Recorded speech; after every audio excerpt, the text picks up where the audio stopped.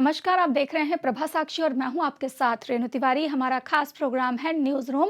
Israel और Hamas के बीच Gaza में युद्ध विराम और बंधक समझौता फाइनल हो चुका है।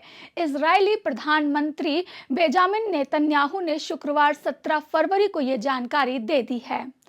इजराइल के प्रधानमंत्री ने अपने एक्स अकाउंट पर लिखा है, वार्ता दल ने प्रधानमंत्री को बताया है कि बंधक की रिहाई के लिए समझौते पर सहमति बन गई है।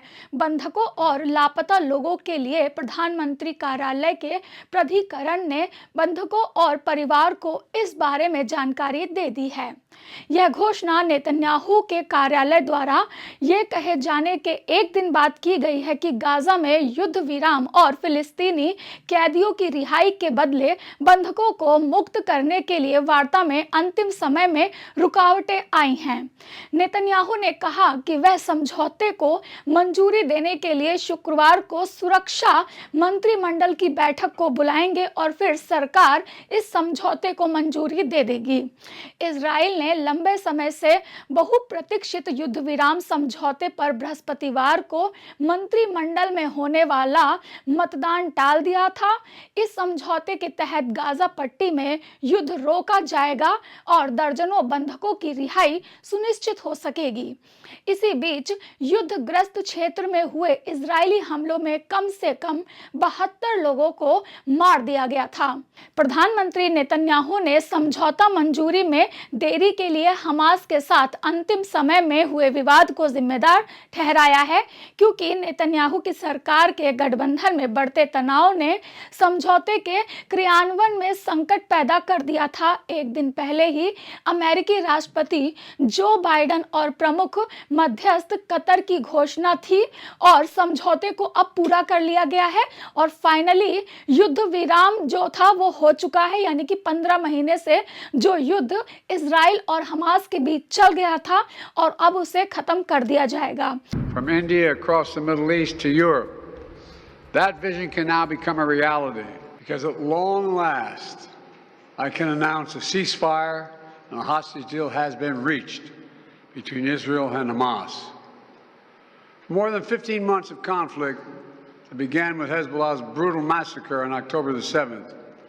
More than 15 months of terror for the hostages, their families, the Israeli people. More than 15 months of suffering by the innocent people of Gaza, and the release of a number of hostages held by Hamas, including women and elderly and the wounded.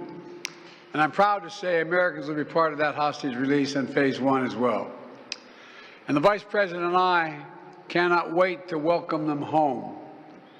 In exchange, Israel released hundreds of Palestinian prisoners.